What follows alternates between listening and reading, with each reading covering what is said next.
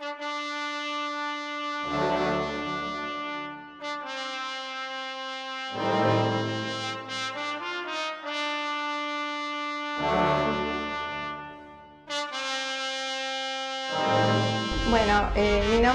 soy Sandra Weinstein, hija de sobreviviente. Mi papá, Cifrón Librajá, Samuel Weinstein, y hace unos años me vinculé al Centro Recordatorio del Holocausto con una necesidad de buscar mi historia, y hoy soy guía del museo, voluntaria, y estoy acá contando la historia de los sobrevivientes que llegaron al Uruguay. Este museo fue reinaugurado este año y como vieron, hay una sala previa de la línea del tiempo, y después están acá los objetos que nos cuentan las historias de los sobrevivientes que llegaron al Uruguay. Al ingresar al museo, lo primero que sienten y van a escuchar es el ruido de los trenes y una imagen de Elie Wiesel, un sobreviviente muy emblemático, Premio Nobel de la Paz, que también estuvo en Uruguay. Inclusive a través de los códigos QR pueden escuchar lo que él les dijo a los sobrevivientes cuando estuvo acá en Uruguay. Después van a poder ver diferentes objetos, ¿no? Y también van a ver algunas plaquetas que fueron colocadas en honor a las víctimas y también a los sobrevivientes. Entre ellos está el nombre de mi papá, que pudimos poner el nombre para que estuviera de alguna manera recordando lo que él vivió, y de muchos otros, ¿no? A continuación tenemos diferentes objetos, como les contaba. Uno de los objetos que nos cuenta una historia muy particular es el de Alex Soifer.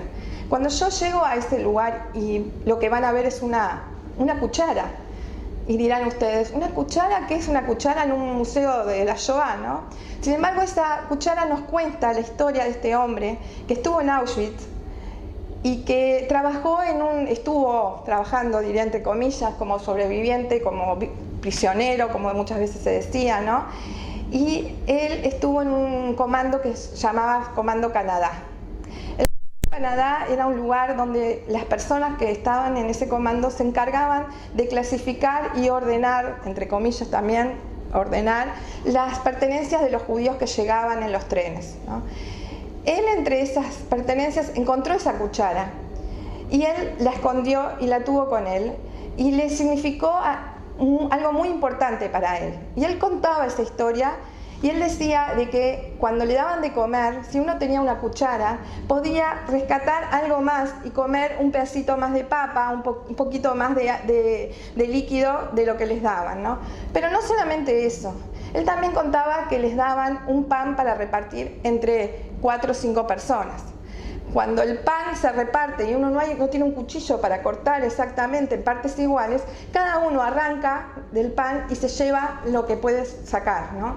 Y él contaba que era muy importante tener ese cuchillo, porque así lograba obtener equitativamente el alimento, ¿no? Y para él fue muy importante esa cuchara. Es más, la terminó donando al museo y la tenemos acá.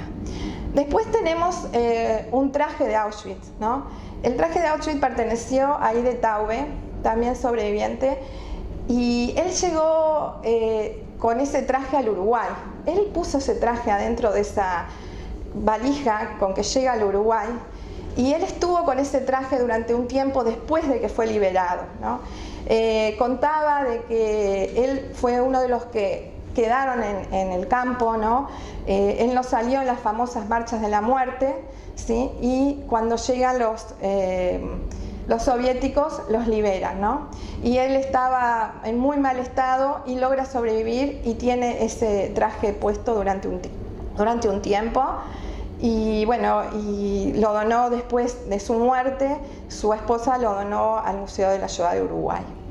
Después vamos a ver también un peine, ¿no? Un peine que perteneció a Ana Benkel de Vinocourt, que es la mamá de Rita Vinocourt, que es la directora del museo. Ese peine también nos cuenta una historia de sobrevivencia increíble, ¿no? Ana estuvo en Auschwitz, y cuando llegó a Auschwitz le cortaron el pelo. Llegó con su mamá, su papá y su hermano. Su papá murió, fue enviado a las cámaras al momento de ingresar, y ella con su mamá y el hermano fueron seleccionados, como saben, para trabajos, ¿no? Inmediatamente le cortaron el pelo, les pusieron los trajes y después de un tiempo de estar ahí y vivir situaciones terribles, ¿no?, la llevaron a otro campo que era el campo de Stutthof. Cuando llegó a ese campo, una señora en su mano tenía un peine y ella cambió el peine por un pedazo de pan. Y eso nos dice mucho de la personalidad de Ana, ¿no? Ella decía que ella se quería peinar, ella lo cuenta en un video que podemos ver, que ella decía, yo cuando sobreviva me tengo que peinar y quiero sobrevivir, entonces ¿cómo me voy a peinar si no tengo un peine? Y fue muy importante este peine para ella porque la hacía persona, ¿no? Así como Alex Oifer comía con una cuchara porque no había cucharas en el campo, apenas les daban de repente un pequeño vaso para comer, ¿no? Y eso habla de la humanidad, ¿no?, de querer sentirse personas. Sabemos que en los campos los nazis deshumanizaron terriblemente a todos los que llegaban allí. Después también contamos con un objeto muy particular que es un jabón de alguien que llega al Uruguay, ¿no?, y una señora que pierde a su familia, a sus hijas, mueren ahí en Auschwitz, son llevadas a las cámaras de gases y allí, bueno, ella decide al momento de salir llevarse ese jabón que encuentra en Auschwitz. Hay algo controversial, hay gente que sabemos lo que se habla de los jabones, pero nunca esto fue comprobado científicamente, ¿no? O sea, Yad Vashem, que es la institución más importante que investiga sobre esto, nunca lo ha demostrado. Sabemos que algunos sobrevivientes dicen que era así, pero nunca se ha demostrado. También contamos con diferentes documentos, entre ellos hay un billete del del gueto de Lodz, ¿no? Sabemos que en algunos guetos circulaba dinero, pero dinero que no era verdadero, simplemente se apropiaban de todas las pertenencias de los judíos y ese dinero fuera del gueto no tenía ningún valor, ¿no?, que lo contamos también ahí. Después acá tenemos diferentes objetos, ¿no?, que también nos cuentan historias, ¿no? Hay un pasaporte de alguien que llega antes de la guerra, que tiene la letra J. Después hay también documentos que testifican del Chief Reichmann, ¿no?, el sobreviviente del campo de concentración de Treblinka, que él participa del escape tan famoso, ¿no?, que se escapan, y él logra escaparse del campo en una rebelión increíble, ¿no?, porque rebelarse en estos campos significaba más la muerte que la vida, ¿no? Entonces él logra escaparse y está escondido, un polaco lo esconde y hay un documento falso de él que le facilita el polaco aquí, y hay también un documento que certifica que él estuvo en el levantamiento del campo de concentración de Treblinka.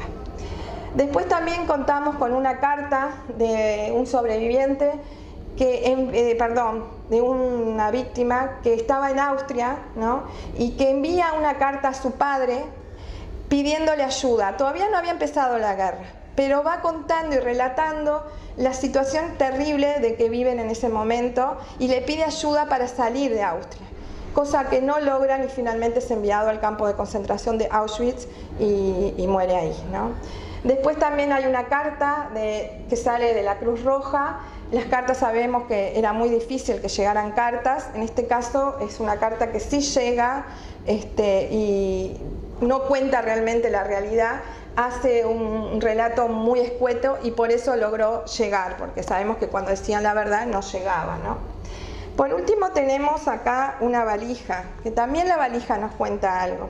Esta valija perteneció al señor Rybak, Zichrono Libraja, que también sobreviviente. Él vivía en un pueblo en Polonia y cuando empieza la guerra, junto a su mamá comienzan a escapar y logran llegar a Uzbekistán, y con esta valija hacen todo un recorrido escapando de los nazis constantemente, y hace ya unos años la donó al museo, ¿no? Y bueno, lamentablemente falleció el año pasado y no pudo llegar al día de la reinauguración del museo. Por último tenemos esta sala, ¿no?, una sala que cuenta la historia, ¿sí?, de aquí están los nombres, 3000 nombres de sobrevivientes de víctimas de la Shoah. Quienes dan estos nombres son sobrevivientes que llegan al Uruguay a través de un programa que es de Yad Vashem, que dice cada persona tiene un nombre. Esto es algo muy importante porque lo que intentamos es sacar esos 6 millones y pensar, no en 6 millones, sino pensar en quiénes eran, qué nombres tenían, dónde vivían, cómo eran sus vidas, ¿no? Yad Vashem logró recolectar en todo el mundo aproximadamente 5 millones. Y siempre que entro a esta sala pienso que hay 1 millón o más que nadie puede dar testimonio, ¿no? Que existieron, que vivieron, porque sabemos que los nazis entraban a pueblos y exterminaban a todo el pueblo, ¿no? Eran llevados a veces a los bosques y allí mismo exterminados, ¿no? Entonces acá es muy importante darle un nombre. Si ustedes miran, hay nombres que están en blanco que son de niños. Y también, si ustedes observan, hay muchos casos que no dicen ni siquiera el nombre del niño, porque la persona que da testimonio sabe que esa familia tenía 2 niños, pero no sabe el nombre de los niños. Entonces aparece niña, niño. También les quiero relatar que acá está el nombre de mi abuelo, Moshe Weinstein. ¿Sí? Mi abuelo fue un hombre muy especial. Él fue el protagonista, el mentor de que mi papá y mi abuela se salvaran. Y algo muy particular que cuento de mi abuelo, es que él, cuando es liberado por los nazis, ellos eran de Rumania, la guerra les viene cuando los nazis invaden la Unión Soviética, ¿no? Hasta ese momento ellos estaban bajo el régimen soviético, y él se enlista en el ejército soviético, se va a luchar contra los nazis, y lamentablemente fallece los últimos días cerca de Berlín. Y bueno, hice una investigación hace unos años y pude llegar a saber dónde está enterrado mi abuelo. Viajé a ese lugar que es cerca de Berlín, y bueno, está en una fosa común, pero bueno, pude de alguna manera decir un rezo por el alma de mi abuelo, ¿sí?